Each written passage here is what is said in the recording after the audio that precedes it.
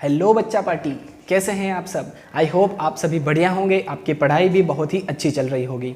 आज हम aldehydes, ketones and carboxylic acids का एक इम्पोर्टेंट टॉपिक हम करने वाले हैं। आज हम पढ़ने वाले हैं टोलेंस टेस्ट। आपकी एग्जाम के पॉइंट ऑफ व्यू से बहुत ही ज़्यादा इंपॉर्टेंट टॉपिक है। आपकी एनसीईआरटी में भी ये टॉपिक गिवन है, ठीक है। तो प्लीज गाइस, कंसंट्रेशन आपकी व्हाइट बोर्ड पर होना चाहिए। बस एक ही रिक्वेस्ट है, फोकस कंसंट्रेशन व्हाइट बोर्ड पर। आपको ये जो टॉपिक है टोलेंस टेस्ट वाला, बिल्कुल इजीली आपको चुटकियों में याद हो जाएगा आज, ठीक है। ये आपसे मेरा वादा है, बस फोकस व्हाइट बोर्ड पर, ठीक है। चलिए, तो टोलेंस टेस्ट लगाने से पहले हम सबसे पहले टोलेंस रिएजेंट के बारे में बात करेंगे कि टोलेंस रिएजेंट होता क्या है। क्योंकि जब भी हम टेस्ट लगाते हैं तो जो रिएजेंट है उनके बारे में तो थोड़ी इंफॉर्मेशन हमें चाहिए, है ना, तभी हम टेस्ट लगा पाएंगे, ठीक है। तो फर्स्ट ऑफ ऑल हम टोलेंस रिएजेंट देखने वाले हैं। तो लिखा है ammoniacal silver nitrate solution is known as Tollens reagent, ठीक है। अमोनिकल सिल्वर नाइट्रेट सॉल्यूशन जो होता है उसे ही टोलेंस रिएजेंट कहते हैं। चलिए, तो ये हमें लेबोरेटरी में ऐसे ही नहीं मिलेगा कि आप गए लेबोरेटरी में और बोतल है उसको उठाकर ले आए, है ना, या कंटेनर है उसमें पड़ा रहेगा। ये इसे हमें फ्रेशली प्रिपेयर करना पड़ेगा। तो हम कैसे प्रिपेयर करें टोलेंस रिएजेंट को, आइए देखते हैं। सबसे पहले हमें सिल्वर नाइट्रेट लेना पड़ेगा, AgNO3। इसकी रिएक्शन हमें करवानी है NH4OH से, मीन्स अमोनियम हाइड्रोक्साइड के साथ में।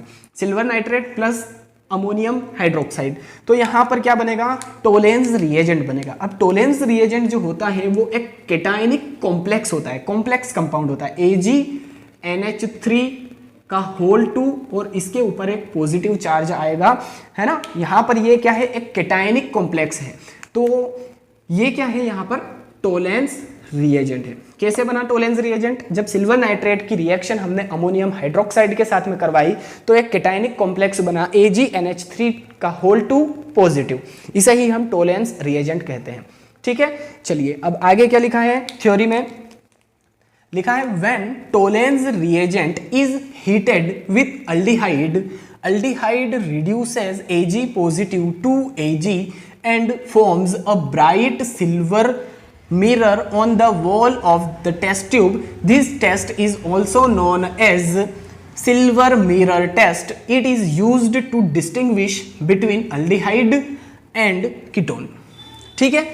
सबसे इंपॉर्टेंट बात यहां पर यह है कि टोलेंस जो टेस्ट है वो हम लगाते क्यों हैं। तो टोलेंस टेस्ट को लगाने का पर्पस यह है कि अगर आपको अल्डिहाइड और कीटोन दे दिया और बोला जाए कि इसको हमें आइडेंटिफाई करना है ना, अननोन कंपाउंड है और उसको बोल दिया कि आपको आइडेंटिफाई करना है कि कौन सा अल्डिहाइड है कौन सा कीटोन है, तो आप क्या करेंगे, यहां पर टोलेंस टेस्ट लगाएंगे। जो टोलेंस टेस्ट है वो अल्डिहाइड तो परफॉर्म करेंगे, वहां पर पॉजिटिव टेस्ट मिलेगा आपको, बट जो कीटोन्स हैं वो टोलेंस टेस्ट को शो नहीं करते हैं, वहां पर कोई भी रिएक्शन परफॉर्म नहीं होती है, ठीक है। कोई रिएक्शन नहीं होती है टोलेंस रिएजेंट की कीटोन्स के साथ में। अल्डिहाइड यहां पर टोलेंस टेस्ट देने वाले हैं, ठीक है, यहां पर पॉजिटिव आएगा, ठीक। तो यहां पर होता क्या है कि जब टोलेंस रिएजेंट को हम हीट करते हैं अल्डिहाइड के साथ में, तो अल्डिहाइड Ag पॉजिटिव को, ये जो Ag पॉजिटिव है, देखिए यहां पर NH3 जो है उसके ऊपर चार्ज होता है 0, हमें पता है। तो यहां पर जो Ag पॉजिटिव है ये किस में रिड्यूस हो जाएगा, Ag में, मेटेलिक सिल्वर में रिड्यूस हो जाएगा। और इसे रिड्यूस कौन करवाएगा, अल्डिहाइड करवाएगा, ठीक है।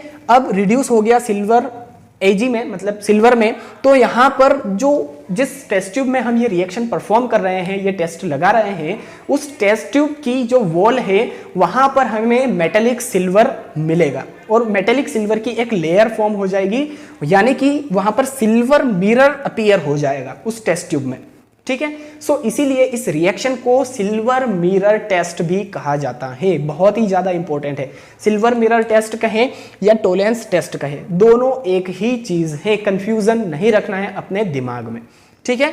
अब एक बात यहां पर यह है कि इसको डिस्टिंग्विश करने के लिए यूज किया जाता है, किसको डिस्टिंग्विश करने के लिए, अल्डिहाइड्स एंड कीटोन्स को। क्लियर है। चलिए, तो अब हम टोलेंस जो टेस्ट है उसकी जो रिएक्शन है वो यहां पर लिखते हैं और फिर हम एक अल्डिहाइड लेंगे और एक कीटोन लेंगे, उसमें ये रिएक्शन परफॉर्म करके देखने वाले हैं, ठीक है। वीडियो एंड तक देखना है, बहुत ही ज्यादा इंपॉर्टेंट है। चलिए, अब सबसे पहले हम कोई अल्डिहाइड ले लेते हैं। चलिए, हम एक कोई अल्डिहाइड ले लेते हैं RCHO, है ना, ये क्या है, एक अल्डिहाइड है। अब इसकी रिएक्शन किसके साथ में होगी, टोलेंस रिएजेंट के साथ में। टोलेंस रिएजेंट ये है, चलिए, तो AgNH3 का होल 2 और यहाँ पर क्या आएगा, पॉजिटिव चार्ज। और जब भी ये टोलेंस टेस्ट होता है ये बेसिक मीडियम में होता है, याद रखिएगा बेसिक मीडियम होना चाहिए, बहुत ही ज़्यादा इंपॉर्टेंट है, ठीक है। तो बेसिक मीडियम यानी कि OH नेगेटिव होगा यहाँ पर, है ना, बेस है, ठीक है।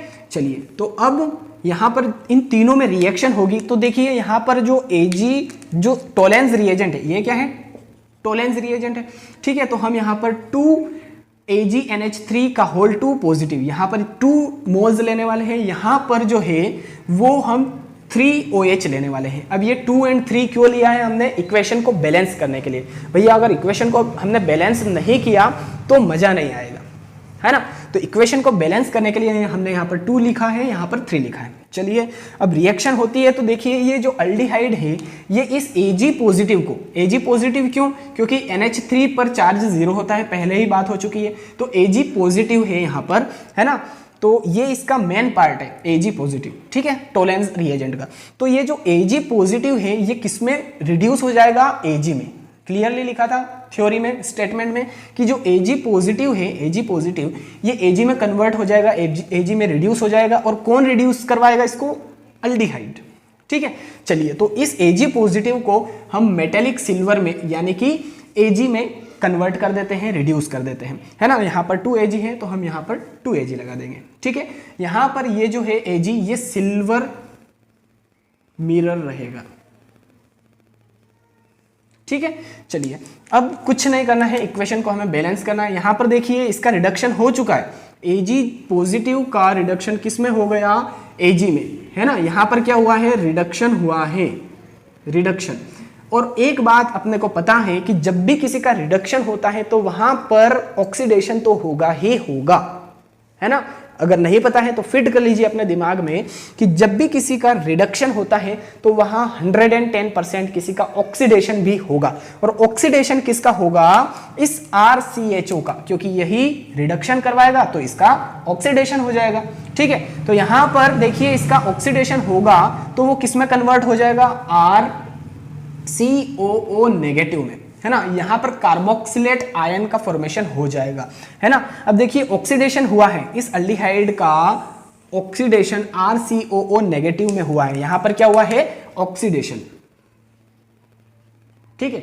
और ऑक्सीडेशन का मतलब क्या होता है, ऑक्सीजन अटैच हो जाता है, हाइड्रोजन रिमूव हो जाता है। देखिए यहां से हाइड्रोजन रिमूव हो गया और ऑक्सीजन आकर के अटैच हो गया, तो इसका मतलब ऑक्सीडेशन है।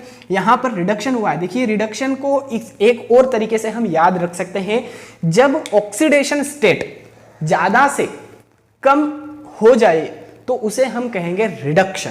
देखिए यहां पर जो Ag है ये इसकी जो ऑक्सीडेशन स्टेट है +1 है ना। Ag की ऑक्सीडेशन स्टेट कितनी है, Ag की ऑक्सीडेशन स्टेट भैया है +1, है ना, +1 है, क्योंकि यहां पर इसका चार्ज तो 0 है।